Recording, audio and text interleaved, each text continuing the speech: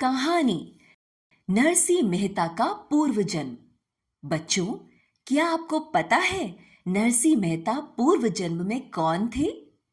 श्रीमद् भागवत महापुराण में श्री सुखदेव जी कहते हैं, परीक्षित इक्ष्वाकु वंश में महाराजा मानधाता के पुत्र राजा मुचकुंद थे। वे संपूर्ण पृथ्वी के एक छत्र सम्राट थे। बल पराक्रम में पृथ्वी के राजाओं की तो बात ही क्या, देवराज इंद्र भी इनकी सहायता के लिए लालायित रहते थे। एक बार असुरों ने देवताओं को पराजित कर दिया।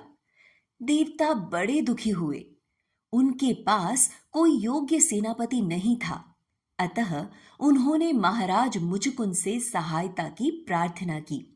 महाराज ने इंद्र की प्रार्थना स्वीकार की और वे स्वर्ग में बहुत समय तक देवताओं की रक्षा के लिए असुरों से लड़ते रहे। बहुत काल के पश्चात देवराज इंद्र ने महाराज मुचकुंद से कहा, राजन, आपने हमारी बड़ी सेवा की।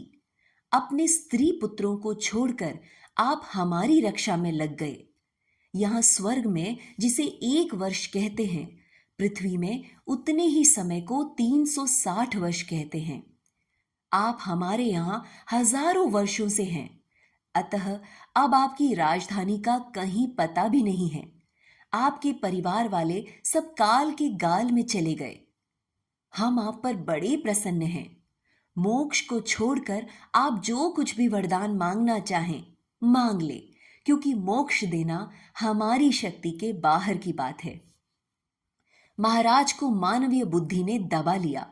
स्वर्ग में वे सोए नहीं थे, लड़ते लड़ते बहुत थक भी गए थे।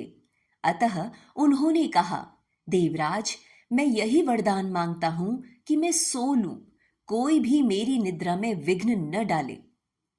देवराज ने कहा, ऐसा ही होगा। आप पृथ्वी पर जाकर शयन कीजिए। जो आपको जगाएगा वह तुरंत भस्म हो जाएगा। ऐसा वरदान पाकर महाराज मुचकुंद भारतवर्ष में आकर एक गुफा में सो गए। सोते सोते उन्हें कई युग बीत गए। द्वापर आ गया।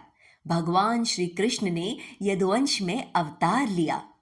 उसी समय काल यवन ने मथुरा को घेर लिया। उसे अपने आप ही मरवाने की नीयत से और महाराज मुचकुंद पर कृपा करने की इच्छा से भगवान श्री कृष्ण काल यवन के सामने से छिपकर भागे। काल यवन को अपने बल का बड़ा घमंड था।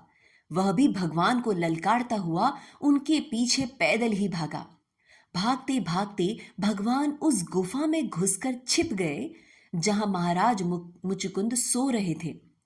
उन्हें सोते देखकर भगवान ने अपना पीतांबर उन्हें उड़ा दिया और आप छिप गए।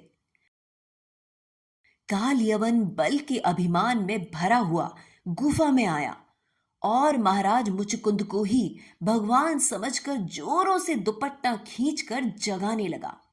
महाराज जल्दी से उठे। सामने काल यवन खड़ा था। दृष्टि पड़ते ही वह जलकर भस्म हो गया। जब काल यवन भस्म हो गया, तब भगवान श्री कृष्ण ने राजा मुचकुंद को अपने दर्शन दिए।